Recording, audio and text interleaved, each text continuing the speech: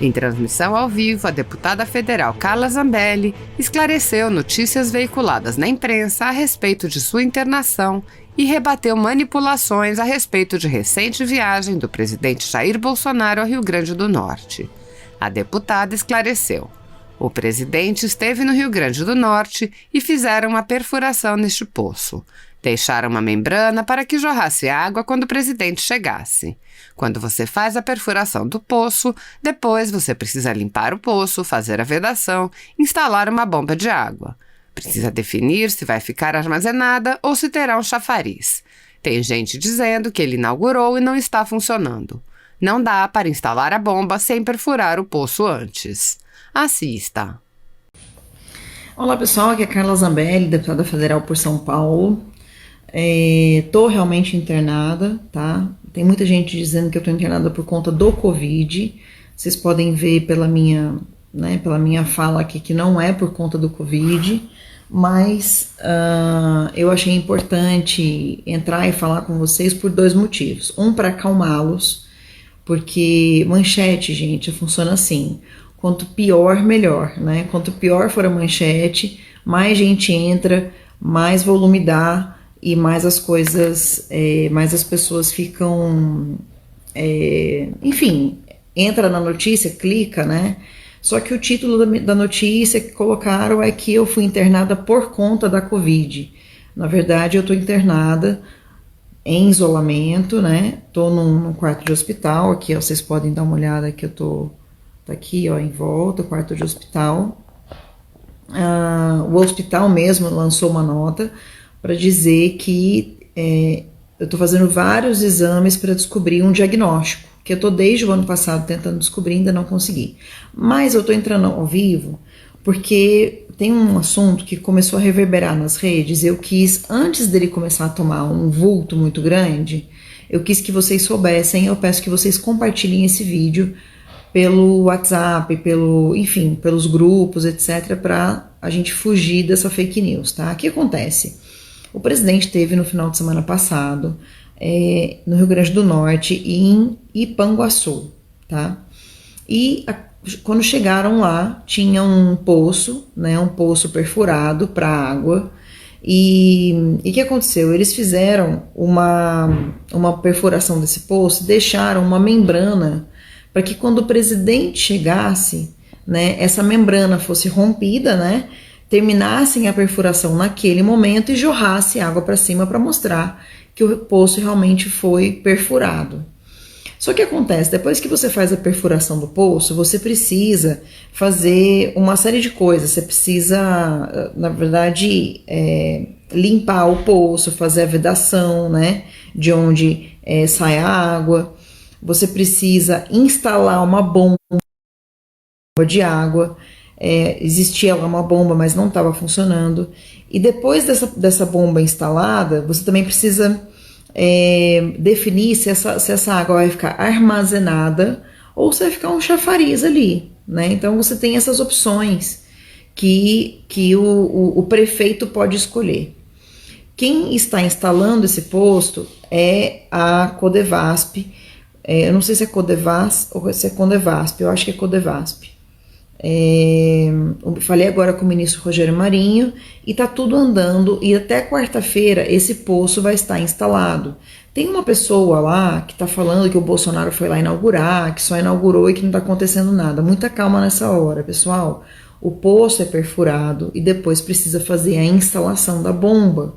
Como é que você vai instalar uma bomba sem perfurar o poço antes? É meio difícil, tá? Mas às vezes as pessoas têm, né, enfim.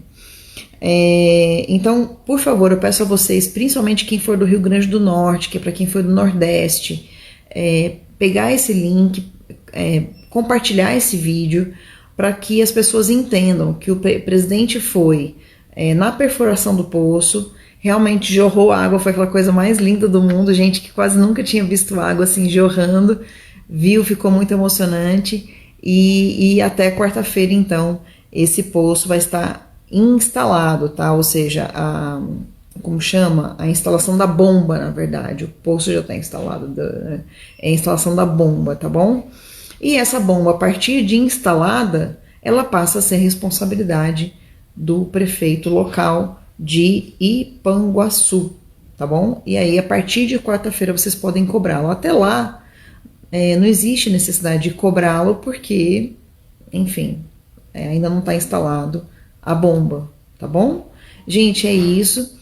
Fiquem tranquilos, eu tô bem, né? O Covid ainda tem alguns efeitos colaterais, eu tô ainda tendo muita dor, é natural, mas vocês podem ver que minha respiração tá tranquila.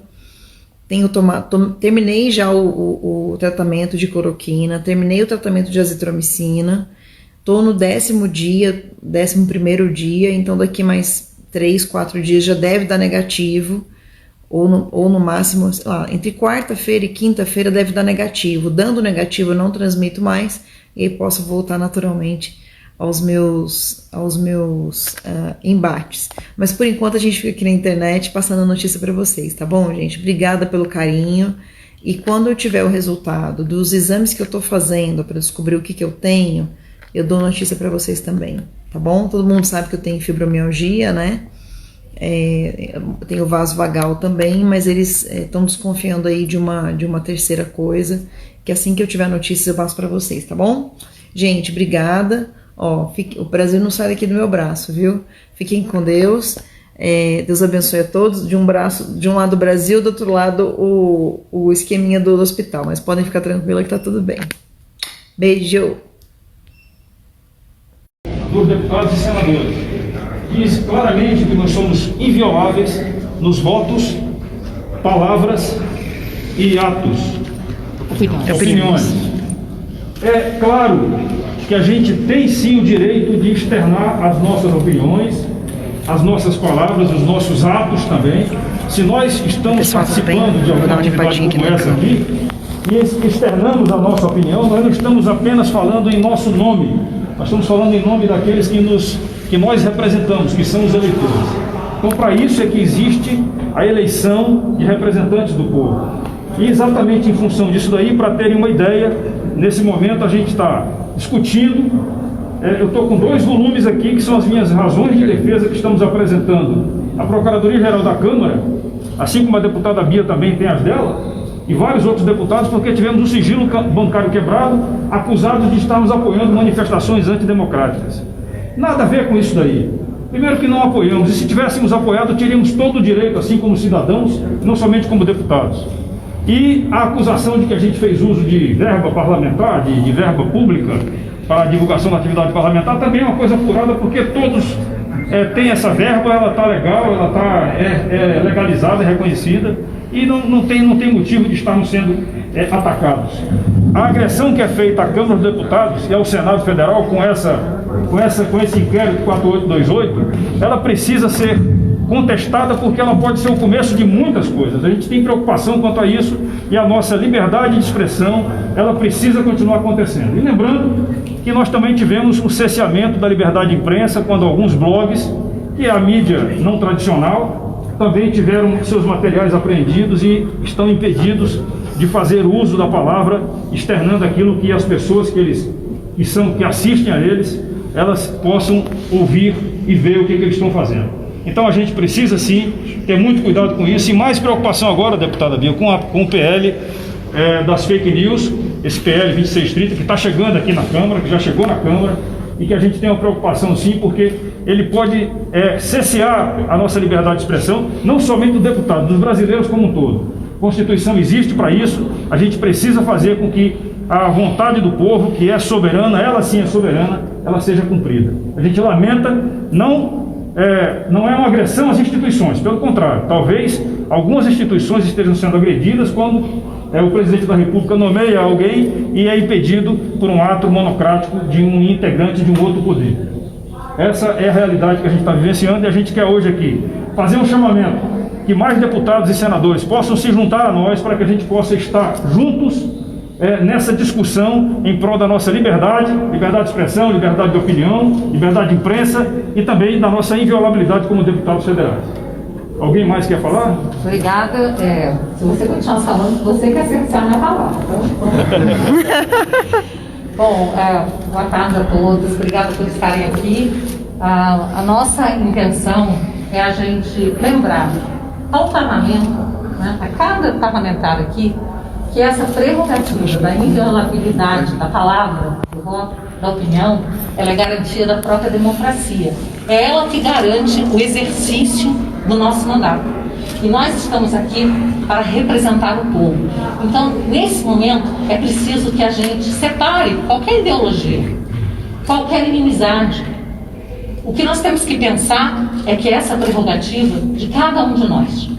Então, nós não podemos concordar até quando um adversário político nosso tem essa sua prerrogativa ceifada, porque isso acabará por atingir a todos, a qualquer um dos parlamentares. E além dessa nossa prerrogativa, é muito importante que a gente lembre que estamos aqui para representar o povo, e a voz do povo que está também ameaçada com esse projeto que a gente chama da censura.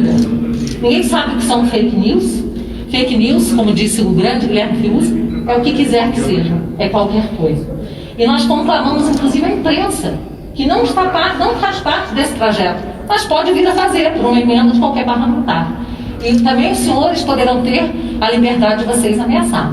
Então vamos nos unir nesse momento pela liberdade de expressão, que é pilar de qualquer democracia. Muito obrigada. Eu vou passar agora para o Eduardo Bolsonaro. Boa tarde. Eu queria aqui não ser repetitivo, então somente agregar que o artigo 53 da Constituição sofreu uma alteração através de uma emenda em 2001. Até então, o texto constitucional dizia que deputados e senadores são invioláveis civil e penalmente por suas opiniões, palavras e votos. Para que não houvesse qualquer tipo de dúvida, essa emenda acrescentou a palavra quaisquer. E hoje temos o texto que todos os deputados e senadores são invioláveis civil e penalmente por quaisquer opiniões, palavras e votos. Mais claro do que isso, meus caros, impossível. E a única arma que nós temos à nossa disposição para poder trabalhar através da outorga que nos foi dada através do voto popular é a nossa fala. Não faz qualquer sentido esse inquérito sobre manifestações antidemocráticas que está atingindo nós aqui dentro do Congresso. E outra coisa, a gente pede sim, porque essa é uma causa institucional suprapartidária, a gente tem que ter o apoio da Procuradoria da Câmara. Eu lamento que o presidente Rodrigo Maia, que ele não seja uma voz mais expressiva diante da quebra de sigilo de 10 parlamentares. 11. E os 11 parlamentares, perdão, obrigado, Carla. Isso daqui, não se enganem, amanhã vai para cima de vocês da imprensa. A deputada Bia falou muito bem sobre o PL 2630. Está se criando uma atmosfera em que o projeto de lei vai cercear a liberdade de expressão e está sofrendo críticas da direita, da esquerda, do Facebook, de órgãos de imprensa. Mas eu gostaria de ver mais apoio em relação a esse sentido. Óbvio que nós temos nossa diferença. Vocês sabem que eu sou um crítico de boa parte da imprensa. Mas eu não quero de maneira nenhuma ganhar essa guerra calando os senhores. Vamos para o debate. Agora, como é que a gente vai poder debater e melhorar as políticas da nossa sociedade se eu estou com medo de falar uma coisa e ser preso? Ou se o internauta, como por exemplo o Oswaldo Eustáquio, que faz um trabalho jornalístico, se ele fala alguma coisa e ele é preso? Não faz sentido. Então é somente esse o nosso apelo. Eu agradeço aqui aos deputados dos mais diversos partidos. Aqui às vezes tem deputado aqui que a gente troca farpa no plenário, mas a gente está aqui hoje por quê? Porque nós somos maduros o suficiente para entender que numa democracia o direito à liberdade de expressão tem que valer, tem que viger, independentemente da vontade de uma ou outra autoridade. Então passo a palavra aqui a quem desejar fazer uso da palavra. Santinha, Hildo, vai lá, Santinha. Pedro Lucas, Paulo Eduardo Martins, Nivaldo. Pode. Boa tarde a todos e a todas. Esse é um momento que pede que a gente faça uma grande reflexão sobre o que vem acontecendo em nosso país. Não tem espaço para nós sairmos da crise que estamos passando, diminuindo a importância de qualquer um dos pilares dessa democracia. E quando eu digo qualquer um, é qualquer um mesmo. Poder executivo, poder legislativo e poder judiciário. Nós não estamos aqui atacando a instituição. O que nós estamos falando é de comportamento. A ninguém pode ser dado o direito de manchar a imagem de uma instituição a partir do ato dos seus integrantes. E nós, no Parlamento, nós que recebemos a procuração para trazer a voz daqueles que estão clamando por justiça, estamos aqui hoje dando total apoio a esse ato que está sendo promovido pelo deputado General Girão, pela deputada Bia Kiss e por todos aqueles que se sentiram injustiçados nesse processo. Nós não vamos abrir mão de defender as prerrogativas desta casa e também de lutar pela nossa democracia. Paulo. Quem mais? O Paulo. Jornalista. Boa tarde a todos. Além de reiterar tudo que assinar, aliás, subscrever tudo que já foi dito, eu quero chamar a atenção para a gravidade do que está ocorrendo. Quando a inviolabilidade dos deputados, das opiniões, posições e votos, ela é relativizada, o que está ocorrendo no fundo disso como resultado é a inviabilidade do próprio parlamento, que, como por definição, é o lugar onde a sociedade se manifesta através de seus representantes eleitos. Então, quando essa manifestação ela pode ser alvo de criminalização, o parlamento sim está sendo viabilizado e sua ação está sendo limitada para quem interessa no momento. E a gente não pode permitir isso. A casa não está devidamente atenta ao risco, ao que representa realmente todo esse movimento que está ocorrendo. Nós não podemos ser defensores das prerrogativas parlamentares ou da liberdade de expressão por conveniência. Nós temos que ser defensores dessas duas coisas por princípios. Defender a liberdade de expressão quando a gente concorda com o que está sendo dito é uma beleza. Eu quero ver defender quando a gente não concorda com o que está sendo dito, mas luta para manter o seu direito daquele de dizer. E esse é o ponto. Tudo isso envolve um movimento maior. É aqui no parlamento, é também as iniciativas legislativas que vêm ocorrendo e também interpretações judiciais a respeito de outros casos que a gente já vê pipocar em primeira instância, como no Rio de Janeiro. O juiz acabou de dar uma decisão dizendo que o réu, ele extrapolou o seu limite de liberdade de pensamento. O que é isso? Então, o PL que fala de fake news, o popular PL das fake news, ele mira primeiro nas redes sociais, mas ele acaba atingindo a liberdade de expressão. E quando atinge a liberdade de expressão, atinge aqui do parlamentar, atinge das pessoas que são usuárias das redes, atinge de vocês, profissionais de imprensa, qual eu também sou. E que se a opinião agora que incomoda é aquela que está nas redes ou a que está na tribuna da imprensa, logo será aquela que está nas bancadas dos telejornais, nas páginas de opiniões dos jornais ou nas colunas de revistas. Esse movimento não tem que ser só desses parlamentares. Aqui eu acho que a gente apenas representa muitos que têm interesse nisso, que não suportam um ambiente de restrição de liberdade de expressão, e esse alerta serve a todos os brasileiros, especialmente aos profissionais que sobrevivem disso. Muito obrigado. Além de reiterar o que os meus colegas falaram, eu queria dividir com os senhores um sentimento que hoje é meu, mas amanhã pode ser de cada um dos senhores ou de alguns dos senhores. Eu tive o meu sigilo bancário e telemático, nem sabia que existia isso, quebrados, por conta de um tweet. Eu pergunto aos senhores, até que ponto isso não pode chegar até os senhores jornalistas, até o povo? Eu, como deputada federal, embasada em todos esses argumentos que meus colegas disseram, tenho tido medo, nas últimas 2, 3 semanas, de me manifestar. Uma representante do povo brasileiro com medo de se manifestar. É até esse ponto que a gente quer chegar. Daqui a pouco isso pode atingir os jornalistas. Já está atingindo o povo. Eu clamo aos senhores que, por favor, deem voz a esse apelo que a gente tem feito aqui. Porque a gente não está defendendo os nossos mandatos só, ou essa instituição. A gente está defendendo o pilar principal da democracia, que é a liberdade de expressão e de pensamento. Muito obrigada. Talvez a ideia seja que esse primeiro movimento de hoje, dessa semana, ele possa se repetir todas as semanas agora, com a adesão de mais deputados e senadores, inclusive também, porque também tem senadores que pensam como nós. Não podemos nos calar, como falou aqui a deputada Carla, não podemos nos calar, não vamos nos calar. Essa é a grande realidade. A gente vai enfrentar isso aí, porque nós acreditamos que a democracia, para existir, tem que ter esses pilares como sendo obedecidos. Nenhuma ditadura será boa para o Brasil, muito menos se for uma ditadura puxada por ações judiciais. Muito bem.